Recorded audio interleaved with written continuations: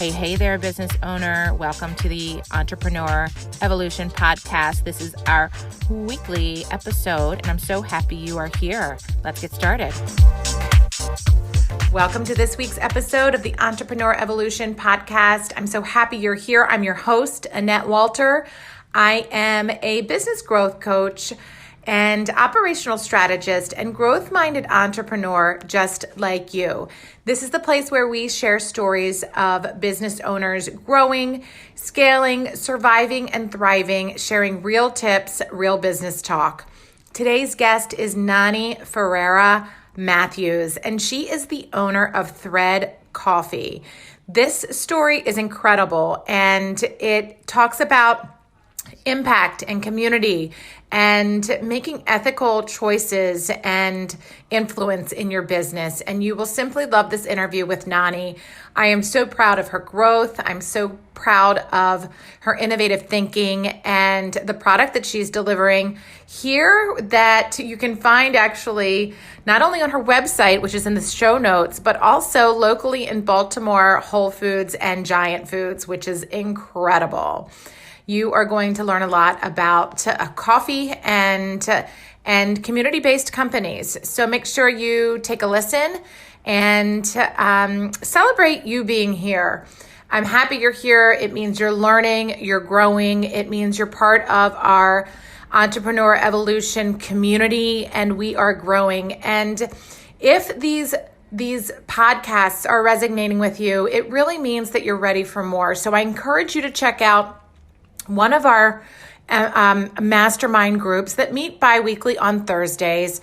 You are always welcome to join us, to check it out, to be a part of it, to visit the group so that you can learn more about the community and grow with us. I don't want you doing this alone, entrepreneurs. So make sure you reach out. Let's schedule a one-to-one. Let's get you to visit the groups and enjoy today's listen with Nani. Keep evolving, entrepreneur. I am so proud of you.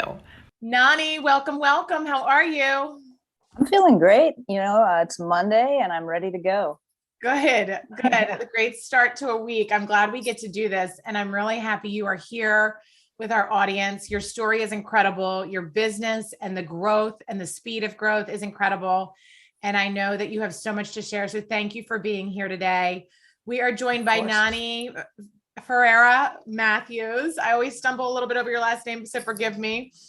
She is the owner, roaster, and wholesaler. You said it what you say at Thread Coffee Roasters. That's right. Mainly the owner and founder. So let's go. Tell us a little bit about yourself. Give us the history, and then we'll get into how Thread Coffees came about. Sure. My personal history in coffee started about 10 years ago in a Brooklyn cafe. I was just looking for a job, and I actually had to lie my way into a barista position because it was kind of you needed to have a lot of prerequisites to even get the job. So I had a friend show me how to make a cappuccino the night before. I went in, I passed the test, and from there I was just a humble barista, but the coffee industry fascinated me. The amount of people that work in it, over 120 million people around the world work in coffee. It affects so many lives, and it's a huge commodity export. And so it was just so easy to become more and more fascinated with the industry as a whole, and to see some of the trends that are happening in our specific industry and how they're going to really influence other industries. I'm so proud to be a part of the coffee industry. And so that was my beginning. And now I'm one of two owners at Thread Coffee Roasters now. Great. Awesome. So 120 million people are in that industry globally. That's right. Wow. That's a huge number. And if you think about how many coffee drinkers there are across the world, I mean, you're right. It's like really touching everyone. It's a part of our normal day and conversation. And, every household probably has, I would say, at least one coffee drinker in it, right? Yeah, absolutely. I think a tea drinker is very quick to announce themselves to me, but I don't judge. Tea drinkers are welcome. But that is exactly right. Coffee connects us all. And it's not just American households, European, it's all around the world. It affects every family. it really brings us together in a way that another food or plant doesn't necessarily do. And it's just binding and fascinating. And it's a ritual. It is very much a ritual to be shared and to be explored in other cultures. And it's just a fascinating industry. And I love being a part of it every day. That's awesome. So before we hear about the company's origination, what's your favorite go-to coffee in general? Like in the morning, are you a cold, hot black coffee? Okay. That's it. That's how I like my coffee. There we go. Oh, awesome. We're having a virtual cup right now, right? Yeah, absolutely. Yeah. Good. Okay. So tell me about Thread. How did it all come about with you and your partner? Well, actually, so I'm not the original founder, but I am one of the people who is, well, I'll tell you about the history of Thread, and then that'll kind of clear it up. So Thread was founded in 2012, but it was always kind of in this incubation period from 2012 to 2018. It was incubated by a group called Red Emmas, which is a bookstore collective in Baltimore. And it was incubated to become a worker co-op or like a worker-owned company. And so in 2018, I became an owner of the company when it spun out of that incubation period. And I think we met shortly after that. And so the goal for Thread is always to employ and to give ownership to more and more employees as they join. But we're still quite small. We only have 2 owners now, and we have 4 employees total, but it's a long process to bring someone into ownership into a company because, not everyone who's an employee is really ready for that. And, some people may never be ready for that, and that's okay. They don't have to be, but it's always going to be an option that you can become a part of the company and become an owner. Right. So from that small store and collective ownership to you and your current partner, how did that happen? How does that go about? Is it something you spoke up about? Is it something that they said, hey, Nani, I see that you're really interested? How did it all come about? When I joined in 2018, I had actually taken another job in Baltimore as a coffee director of a restaurant food group, the Woodbury Kitchen, which is the James Beard award-winning restaurant here in Baltimore. I became the coffee director there, and some things happened in that company that caused not a rift. There was no problem really, but they just didn't want to go in the same direction because they didn't have kind of the capacity, I'll say. Okay. And that was the time when I approached Thread. I had been watching their progress kind of from the sidelines, and I was very close with some of the people that were involved, and so I had a conversation with some of those people, and it was just the right time to become our own C Corp. And so I joined as a owner right away with another owner now whose name is Holly. So that was in 2018, and I became an owner right away, basically. And I think a lot of that was because of my experience in the industry. I don't think they would have done that if it had been somebody else necessarily. But. Right. So what does the company look like today? You said 2 owners, 4 employees. Tell us about the products. Sure. So, when I joined, it was still very humble. I had taken a very significant pay cut to become an owner.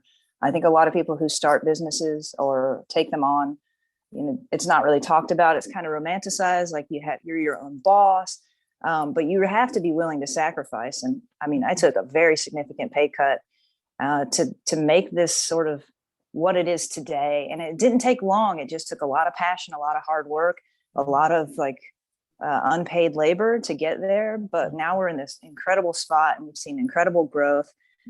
So back in those days, even though they were only a few years ago, I was working barista shifts, 7 a.m., just whatever it took to get things going. And I took the sales from my previous background in sales and just went out and sold the story, because it's a beautiful story of collective ownership, of empowering women farmers, of empowering marginalized farmers of coffee, and really being a company for change in the industry. And I think that story, paired with my passion and our story as a business, has really been a huge factor in why we've seen such great growth. I mean, from 2018 to 19, it was probably about 35% growth. Then we hit COVID and still saw growth in our grocery sector. We went into Whole Foods, so now we're in 12 Whole Foods in Maryland. We are in Giant Foods now, and it's just about selling the story and really having a passion for it. And I think that's what I learned more than anything in this journey, is that if you don't really have a passion for it, I mean, it'll quickly deflate. And yeah, so that's a little bit about our growth. So true. Well, congratulations on the growth. And, Thanks. when you really stop and think about the name Thread, it really speaks so deeply to everything you're describing, to the story and to connecting people, over coffee, and thinking about the farmers and the roots of really where everything comes from. So it's really just such a powerful, powerful platform that you have, and it's just getting growing. So congrats on the growth during COVID. Thank you. It's not easy to do, for sure. Tell us how do you get into a Whole Foods and a Giant? Did you go the traditional routes, or did you go, it sounds like it's local market. Did you simply make those intros yourself? I have to say, if any of your listeners are based in Baltimore and are makers in Baltimore, there is a great network called Made in Baltimore, and they are an advocate from the city of Baltimore's mayor office for small business owners in the city. And it was through Made in Baltimore that we were introduced to the regional buyer at Whole Foods. Wonderful. Just the introduction, and everything after that really is on us to prove that we're worthy, to prove that we have the knowledge, that we have the capacity to do grocery, which is not easy to do for a small business. I mean, the cost to get into grocery can be, for the insurance increase, et cetera, can be really limited, like could limit a small business. But we took the risk and we knew it would pay off. We did a really great pitch. They loved it. They brought us into a couple stores in Baltimore, and it just quickly went all the stores in Maryland. We have at least one client in Ohio. And I know that in December, we're going to be in their global newsletter. So I think that we might see a little bit more volume pick up after December 1st when we're in that newsletter. Wow. But we were, I think, non-traditional, really kind of grassroots and direct. I know some places will go through a broker to get into grocery stores. With Giant, it was just scouring LinkedIn and looking for the connections, and somehow finding a category analyst to connect me to the dairy buyer who wrote me back.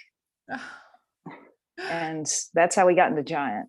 It's been interesting because lately we've been talking in this audience specifically about the power of asking, and simply just, getting that courage to reach out and send the LinkedIn message, or pick up the phone, right? Or just send that little email and just make a connection, and then ask and offer, really, whatever you can to that other person to create that relationship and getting going. So that's amazing, but it takes some courage, right? It takes some bravery. Oh, right? Totally. Yeah, you do. You really, when you're crafting those messages, you're like, what will really be impactful, but not annoying? Right. And it is an actual ask. I mean, I'm not begging, but I am saying, I have a thing. I think it will fit with you. Will you at least let me tell you about it? Right. And I mean, I get a lot of emails in there, and I can tell they're very copy paste. And I try to take an approach that's very personal, even if it's short. Don't copy paste. That's something I don't really ever do. Right.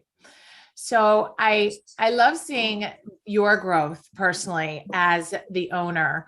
And you and I met, I guess, was it back in 2018 that we met?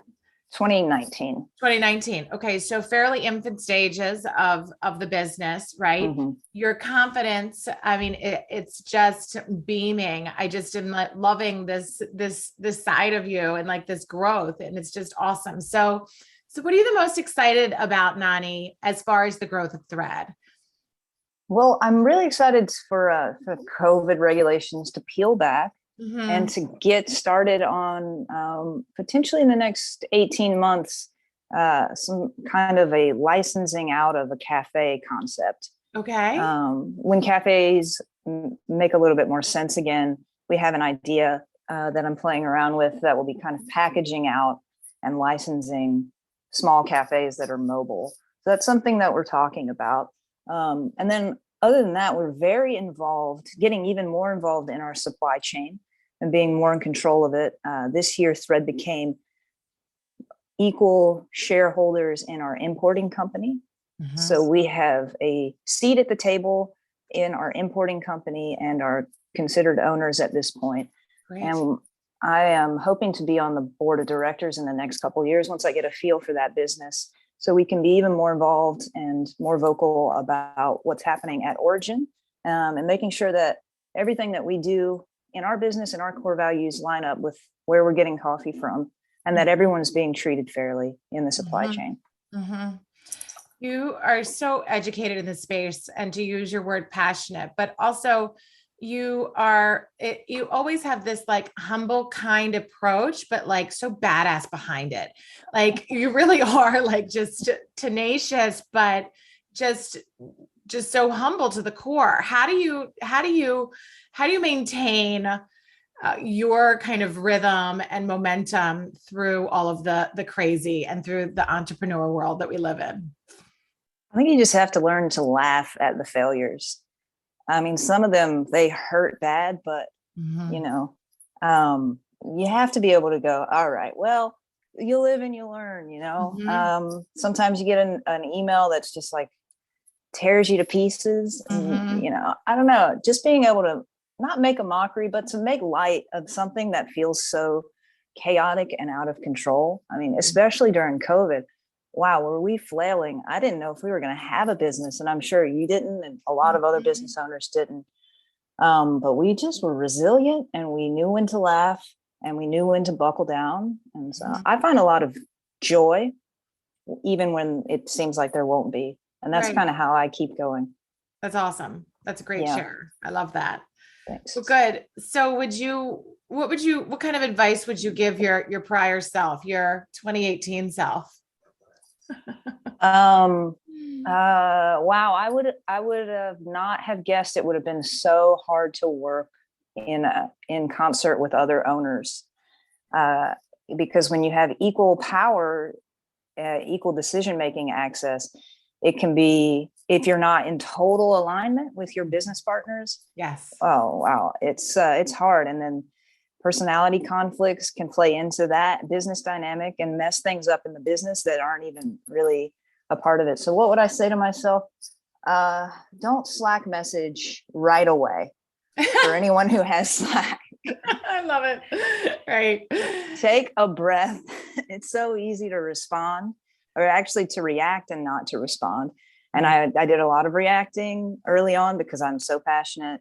And I think, slowing down and taking the time to actually respond and not react. And I still do that now. I take a step away from an email when I know I'm reacting and come back to it. Or sometimes I don't. Sometimes I never send it. Yeah. I think that's a really good perspective. You just gave me a flashback from when I had 8 business partners back, from 2007 to 2012. And you're right. Everything comes into play. And you really have to be patient and aware and not reactive, because things will trigger you easily. Oh, yeah. So are you a business book or a podcast listener? What are your good go-tos? Any good recommendations out there for the audience? Well, wow. I listen to a lot of industry specific podcasts, but I think there's something to be learned from, even if they're industry specific. There is one that I was listening to most recently by a podcaster and journalist. Her name is Ever Meister, and the podcast is called Good Cup. And while it talks about marketing in the coffee industry specifically, I think it's kind of revelatory for all industries, especially anything that's agricultural based. Talking about the way that we use images of farmers in marketing in the United States or in Europe. Talking about consent-based marketing, and just kind of understanding, like, when you get involved with people that you're kind of using as or farmers, if you're using them to sell a product, how to do it with consent and dignity, I guess. And so that podcast was kind of interesting. And I actually am on the last episode too. So oh, you are? Okay, great. Yeah. I'll have to tune in. I can't wait to see that or listen to it. That's great. Because as you were saying, your future concept with the mobile cafe type of thing, I love how you're thinking that way, because it is an experience, right? The coffee experience is that gathering, that networking, people coming together. And even though sometimes there may seem to be someone who has a solid foothold, right, on the market share, that's always going to change, right? Mm-hmm. People are always going to evolve, just to use my favorite word, clearly, but it will. So we always have to be thinking about how can we think innovatively with your passion, with your product, and deliver a really cool experience to absolutely out there. So I love how you're thinking that way. I can't even wait to see what that looks like. That's so exciting. Yeah, definitely. So how can the audience support you? How can we help you? How can we buy your product? How can we find you? So I actually learned this fun phrase from a business owner friend in New York City a couple of weekends ago. I went to his new restaurant, and as I was leaving, he says, "Thanks for coming. Tell 2 friends." And the next day I came back with 4 friends because, why not? Right. And so I think I have to say how you can support Thread is if you're a coffee drinker, switch to Thread coffee. Mm-hmm. It's as simple as that. We have excellent coffee. You can definitely believe that it's ethical. It's a sustainably grown coffee. It's thinking about the environment. We're thinking about dignity for employees. We're thinking about dignity for coffee growers around the world. So you can feel good about this coffee, and you can definitely find a coffee that you like. Mm-hmm. We have a variety. You can go to threadcoffee.com, where we have bi-weekly or monthly subscriptions. You don't even have to think about it. It will always come, and it'll be a different flavor unless you have a preference. So that's one of the best and easiest ways. And then to take a line from my friend, tell 2 friends. That's great. I love that, because we have a lot of people listening that have offices, and I know that they, are wanting a good coffee in their offices as people are starting to transition back into this space and everything. So we'll definitely check that out. We'll drop that link in the show notes. And before we head out, one last thing, what's your personal mantra? What's your positive statement that kind of reframes you or keeps you going? I think today is the day. Nice. I like that. Today is the day. I don't know what today is the day for, but it is the day we're in. So today is the day. That is awesome. Well, you are a rock star, honestly. And it's awesome to see your growth and watch you evolve. It's just really cool. The best is yet to come for you. You're going to make amazing things happen. Congratulations, Nani. Thank you very much. Appreciate being here. And thanks for asking me. Of course. We'll talk to you soon, Nani. Thanks so much. All right. See you around. Bye-bye. Wow. What an episode. Did you learn something new? I hope so. I am so happy you were able to be here with us today. I'd love to hear from you. Leave me a review and I will be sure to read it and respond to you. Also, if you'd like to email me, my email address is yourock@ievolveconsulting.com. Hit subscribe, and every Tuesday you'll get notification when the next episode drops. We really have some amazing interviews and tips in the future. Anything you need, I'm here for you. I want you to keep your momentum. I want to help you stay accountable. I want you to stay inspired. I want you to evolve. So please let me know what you need, and I'd love to hear from you. Take care until next time.